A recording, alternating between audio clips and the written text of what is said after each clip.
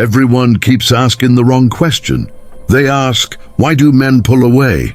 But the real question is far more uncomfortable. What if men don't leave physically? They just leave emotionally and nobody notices? Here's the dark psychology truth most people avoid. Men don't need constant validation. They don't crave endless emotional analysis. They don't want drama disguised as communication. Most men disappear quietly. They stop explaining. They stop initiating. They stop hoping. Not because they don't care, but because they learned something dangerous early on. That asking for what they need leads to conflict. That peace comes only when they stay silent. That their happiness is negotiable, or worse, irrelevant. So they adapt. They provide. They perform. They survive. And the relationship looks fine on the outside, while something essential dies inside them. What exactly dies first? And who unknowingly kills it? The first thing that dies in a man isn't love. It's hope. Hope that speaking honestly will lead to understanding. Hope that his effort will be noticed. Hope that home will feel safe instead of tense. Dark psychology reveals this clearly. When a man repeatedly expresses a need and it's minimized, mocked or reframed as selfish, his brain learns a rule: silence equals survival. So he stops correcting, stops asking, stops sharing. Not because he has nothing to say, but because every attempt costs him peace. Here's the uncomfortable pattern. Early in the relationship he tries. He explains what matters to him. He asks for calm. He asks for respect. And he's told, directly or indirectly, you're too sensitive. That's not a real problem. You should be grateful. That's the moment the shutdown begins. Slow, invisible, permanent. Because once hope is gone, compliance replaces connection. And that's where the real damage starts. Once a man switches from connection to compliance, the relationship enters a dangerous phase. From the outside, things look better. He argues less. He agrees more. He causes fewer problems. But dark psychology exposes the illusion. This isn't peace. This is emotional withdrawal. He's no longer participating. He's managing moods, managing reactions, managing conflict before it starts. He learns which words trigger tension, which opinions cause arguments, which silences keep things calm. And slowly, without announcing it, he edits himself down to the smallest possible version. Here's the brutal truth. A man who feels he must shrink to be loved will eventually stop feeling love at all. Respect doesn't disappear loudly. It erodes quietly every time he swallows a thought. Every time affection feels conditional. Every time peace comes at the cost of his voice.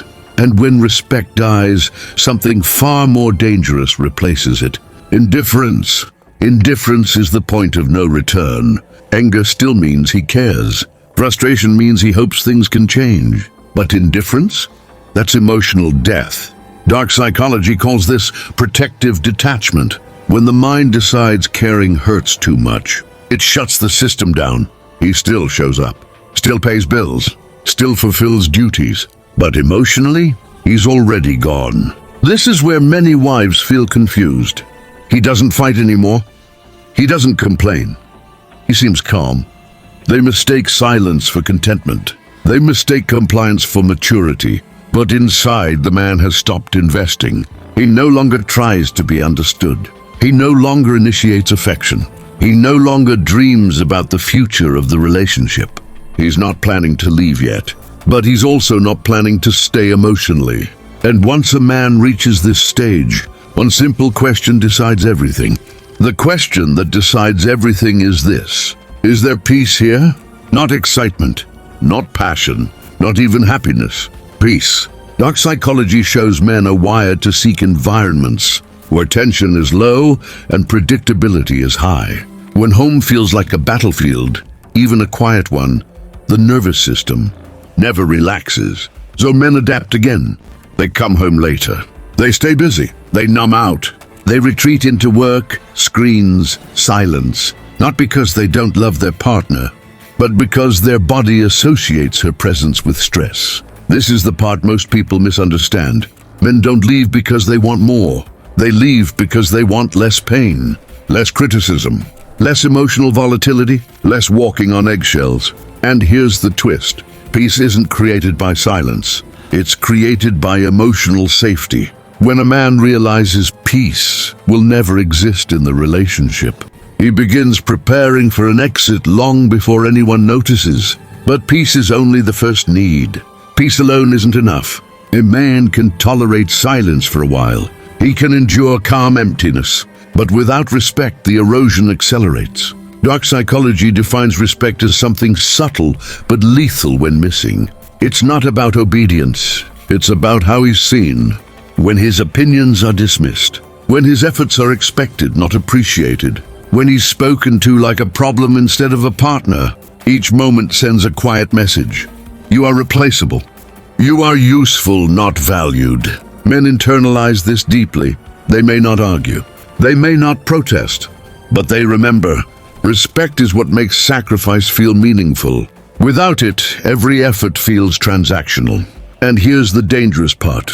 A man who feels disrespected doesn't confront. He disengages. He stops leading, stops protecting emotionally, stops investing energy where it isn't returned. And when respect disappears, affection becomes impossible to sustain.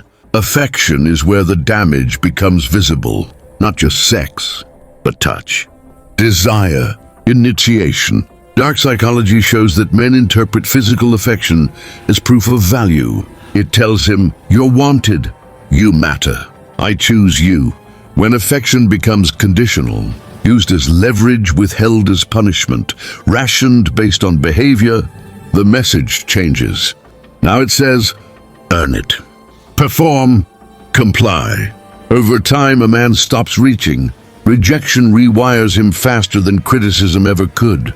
He tells himself he doesn't need it, that he's being mature. That desire fades in all long relationships. But that's a lie he accepts to survive emotionally. Here's the quiet shift. The moment affection feels unsafe to ask for, he stops wanting it from her. And when desire dies, it doesn't disappear, it relocates. When desire relocates, it doesn't always go where people expect. Sometimes it goes into fantasy, sometimes into work, sometimes into the memory of who he used to be. Dark psychology calls this emotional displacement. When a need can't be safely met in one place, the mind finds another outlet. This is why men can feel lonely inside a relationship. Not alone, not abandoned, just unseen. He stops associating his partner with warmth. She becomes logistics, schedules, responsibilities. And here's the part that shocks people. By the time temptation appears, the relationship has already ended emotionally. The affair isn't the betrayal. The indifference came first. He didn't wake up one day and choose distance. Distance chose him after years of unmet needs. And yet, even now, one crucial element remains missing. The thing that decides whether a man stays or leaves. The final element is stability. Not boredom, not routine, emotional stability. Dark psychology shows that men bond where emotions are predictable, where bad days don't become personal attacks, where stress doesn't turn into chaos. When a man feels responsible for managing someone else's emotions, he stops feeling like a partner and starts feeling like a caretaker.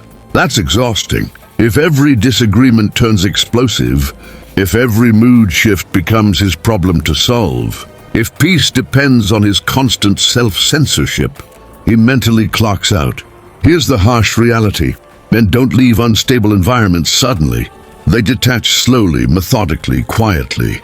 They wait until the emotional cost of staying finally outweighs the fear of leaving.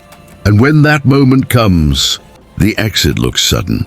But the decision was made years earlier. So now the real question is unavoidable. If making a man happy is this simple, why do so many relationships fail anyway? Here's the answer most people don't want to hear. Because trying would require caring about his experience, not just your own. Making a man happy isn't complex. It never was. Peace, respect, appreciation, affection, stability. Dark psychology exposes the uncomfortable truth. These needs are often ignored, not because they're hard, but because they're inconvenient.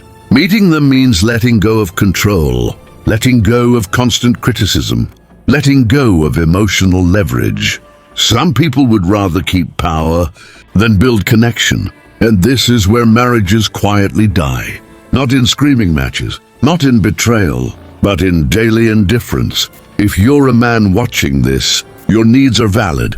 Silence isn't strength. Endurance isn't love. If you're a woman watching this, ask yourself one honest question. When was the last time you genuinely tried to meet his needs without keeping score?